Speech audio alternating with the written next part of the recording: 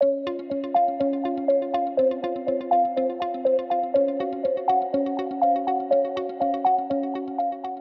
fi yn Cynllun We yn S4C. So mae hwnna'n golygu diweddaru'r gwefan, set fyny landing pages a gweithio ar cwpl o brosiectau digidol arall.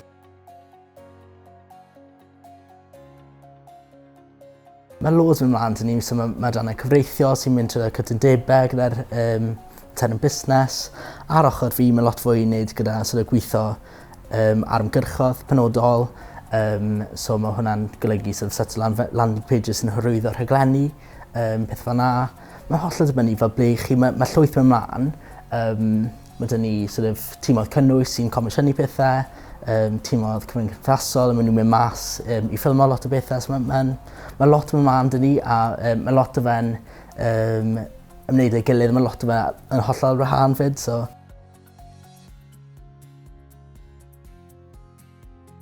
Des i S4C fel prentis digidol. So oedd y cyfle yna wedi dod lan gyda cwmni yn Gaerdydd, Sgil Cymru, ond oedd y prentisiaeth fan hyn yn Gyfyrddin. A fi'n dod o Gyfyrddin, so oedd e'n gyfle berffaith i fi mewn i'r maes. A mae prentisiaethau dyn ni ar hyn o bryd, prentisiaethau newyddion. So, a gobeithio gawn ni fwy o prentisiaethau ar draws y dran hefyd. Ni hefyd yn cyflogi lot o graddedigion fyd, so mae Lois dyn ni'n tîm cynnwys sy'n newid o mas o brifysgol neu criminoleg a nawr yn gweithio gyda'r comisiynnwyr i gyd. So mae lot o gyfleoedd fan'na gall fo fwy, ond fi'n siŵr y deith hwnna gyda'r datblygiadau yn y dyfodol.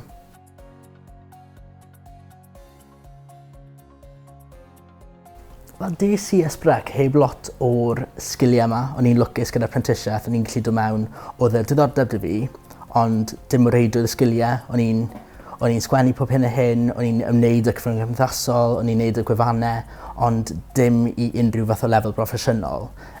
So o'n i'n lwcus gyda'r prentisiaeth, nath i weld cyfle i ddatblygu fi fel yna, ond so ar achos fi, oedd ddim angen unrhyw sgiliau benodol. Ond nes i gael gyfle i ddatblygu lot yn S4C.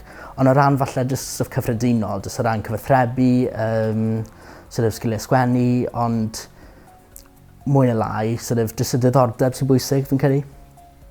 Pryd chi'n cychwyn bant, os hynny'n ei sens.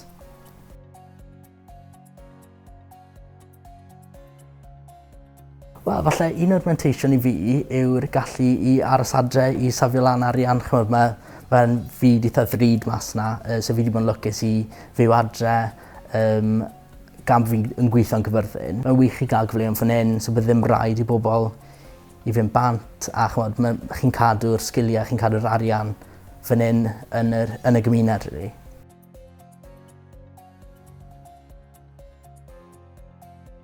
Fi'n credu yr allu gydweithio dy pawb, so mae gymaint o wahanol bobl o gefndiroedd wahanol yn gweithio i ni.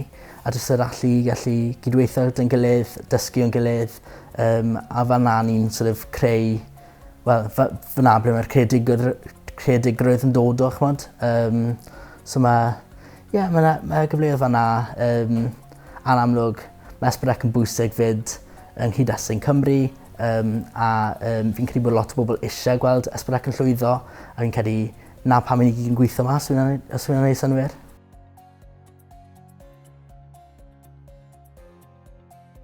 So fi'n credu bod yna gyfleoedd i bobl ifanc. So pryd nes i ddechrau fel prentis, oedd yna 2 brentis arall i dechrau. Mae un nawr yn gweithio i cyfatebol, a'r llall yn gweithio i Tynoplis, a fi'n amlwg yn gweithio i S4C. O ran prentisiaethau yn gyffredinol, fi'n gweld bod lot o'r prentisiaid oedd ar yr un cwrs y fi yn gweithio dal draws diwydiant. So Mae yna lot o gyfleoedd i aros yn y diwydiant, a fi'n credu bod e gyd yn dan y datblygu sgiliau tra bod chi yn cael yr cyfleoedd hyfforddiant yna, a wedyn mynd amdani wedyn. So mae wych bod gymaint o gwmnioedd wedyn yn Sir Gyfyrddin, really.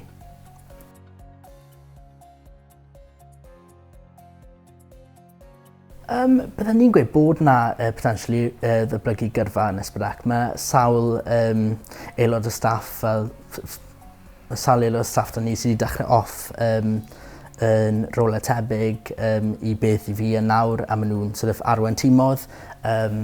Mae lot o gyfleoedd i gael hyfforddiant, so mae hwnna'n beth rili dda. A fi'n credu, wel, falle bod fi wedi byddio fwy na neb mewn ffordd o dechrau fel apprentice, a nawr fi'n gweithio fel cyflynydd y we. So byddwn ni'n gweud bod na, definitely cyfleoedd i ddatblygu, a gen i weld sut mae hwnna'n sort of datblygu'n dyfodol fyd.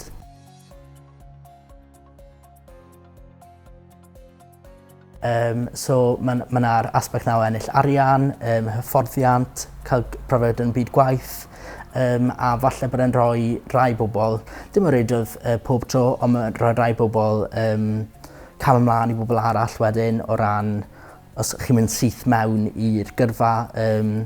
So mae fe'n opsiwn sydd falle werthau i bobl sydd falle ddim eisiau mynd i brifysgol neu sydd ddim yn siŵr beth maen nhw am wneud, cos mae'n ffordd o really gweithio chi'n am mas. So ges i'r gyfle o fel sort of gweithio mas beth o'n i am wneud tra yn wneud y apprenticeship digidol yn S4C, cos oedd gymaint o opsiynau o dimoedd o'n i'n gweithio gyda ar prosiectau o'n i arno.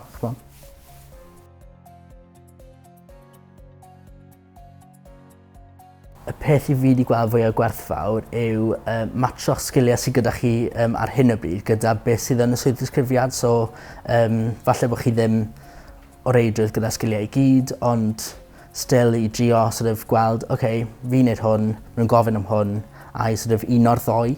So mae hwnna wedi bod yn rhywbeth really handi fi'n bersonol. So rhywun sydd ddim yn siŵr beth maen nhw am wneud, bydden ni'n annog nhw falle i just ffindio rhywbeth i wneud am flwyddyn fel nes i, a wedyn i fi mewn i unwaith maen nhw'n siŵr wedyn. So na beth nes i weithio yn agos yn dre am flwyddyn, a wedyn des i fan hyn. So mae hwnna bendant werthau, fel sim unrhyw cwylydd mewn wneud rhywbeth yna.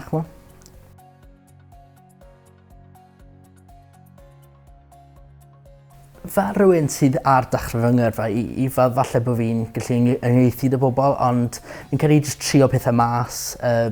Falle dysgu gweud na i beth hefyd, mae hwnna'n rili bwysig. A i fynd am gyfleoedd a gofyn am bethau, fi wedi sylwi bod lot o bethau'n dod lan os ych chi'n holi amdano nhw, a falle bod pobl ifanc fel i fi yn ofni gofyn am bethau weithiau. Cos fi yn union rhyw peth, gan fi ar yr un cam anwfyd mewn ffordd, so yeah.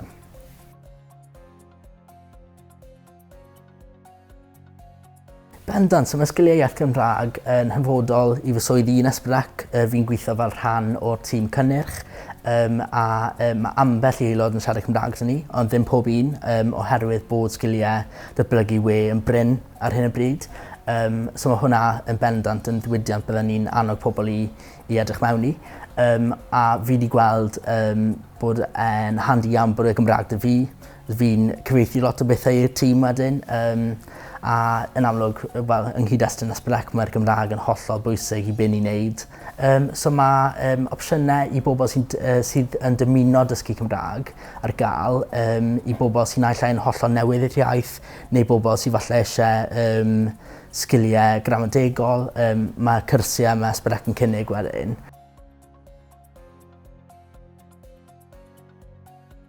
Byddwn ni'n gweud i geisio sort of wneud stwff eich hunan, so naill ai sort of cyfrif ar gyfryngau cymdeithasol, so TikTok neu sgwennu blog, WordPress, rhywbeth fel 'na, ond i drio datblygu'r sgiliau yna ar ben eich hunan, a wedyn gweld sut chi'n datblygu, a falle bod ydych chi portffolio wedyn i ddangos i bobl sydd yn y diwydiant. Byddwn ni hefyd yn gweud i bod yn ofan i beidio cael y profiad fyd. Fi'n credu bod pobl yn digon hapus i ddysgu a'i hyfforddi chi wrth chi'n ymlaen. A'r tip ola yw jyst mynd amdani. Fi'n credu bod lot o bobl falle yn teimlo fel bod ddim dan nhw'r sgiliau i gyd sy'n addas i'r swydd, ond fi'n credu weithiau, os ydych chi hanner nhw, gallwch chi wastad datblygu'r hanner arall tra bod chi yn y swydd fyd.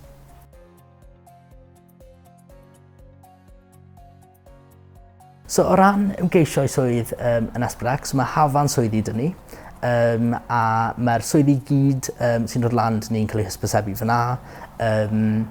Mae ffurflen unigryw gyda ni, so ni'n cymryd CVs na cover letters, a wedyn bydd na dynacau, a wedyn bydd y tîm cysylltu â chi os chi'n llwyddiannus neu ddim.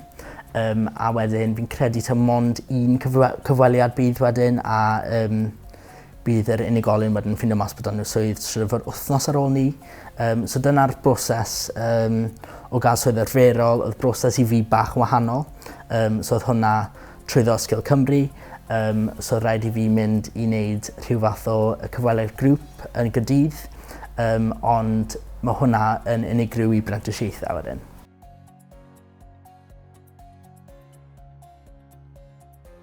O ran y prentisiaeth nes i'n wneud, oedd cymhwyster lefel 4 mewn cyfryngau rhyngweithiol. So oedd hwnna'n golygu bod rhaid i fi gwneud hyn a hyn o unedau, ond yn un lwcus oedd ddim unrhyw fath o gwaith cwrs oedd rhaid fi wneud, mond darparu lot o dystiolaeth o fy ngwaith i. So pryd ni'n gweithio ar wefannau fel ysgol cyw, byddwn ni'n hala wedyn screenshots neu fideos o sut nath hwnna gael ei greu i'r tîm Sgil Cymru neu'r tîm sy'n marco'r gwaith, a dyna sut ges i'r gymwyster wedyn. So oedd e'n hollol ddibynnol ar y gwaith ni'n gwneud yn S4C, so ddim unrhyw fath o gwaith cwrs yn ymwneud gyda'r gymwyster.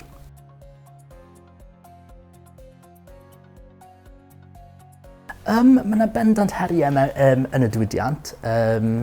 O ran yr heriau sy'n codi ar hyn o bryd, pa performau mae S4C yn dangos arno falle, ond o ran gweithio yn y diwydiant, bydden ni'n gweud bod e'n dod yn fwy agored i bobl, a bod hwnna'n beth da. O ran heriau'n benodol, fi ddim yn rhy siŵr. Yn amlwg mae'r byd yn newid, mae lot o ddatblygiadau, ond fi'n credu bod bobl ifanc yn tueddu bod ar ben rheini ta beth. So fi'n credu falle bod yr heriau yn gwynebu pobl sydd yn y diwydiant yn fwy na bobl sydd falle pobl ifanc bydd eisiau dod mewn i'r diwydiant.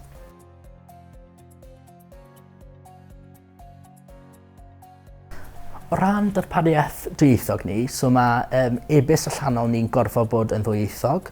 Mae wefan ni'n ddwyieithog, so i fi'n gorfod setio beth o lan yn Gymraeg a'n Saesneg a'n ar wahân.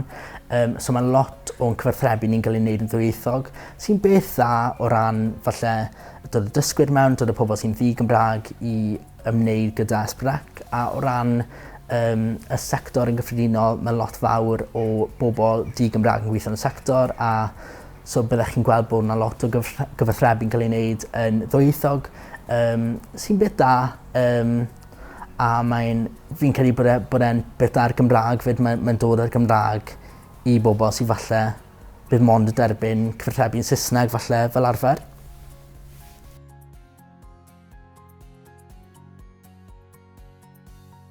Bendant, ie. Na, mae'r Gymraeg yn hollol bwysig ar gyfer S4C, a fi'n credu bod e'n bwysig i gofio ni, ond hefyd trio deall sut i gyrraedd cynulleidfaoedd newydd a cynulleidfaoedd sy'n ymwneud llai gyda'r Gymraeg, ond hefyd i ddod â nhw i ymwneud yn fwy gyda'r Gymraeg. Mae hwnna'n dasg bydd rhaid i S4C edrych arno, a bod mae'n dasg mae S4C yn edrych arno ar hyn o bryd hefyd.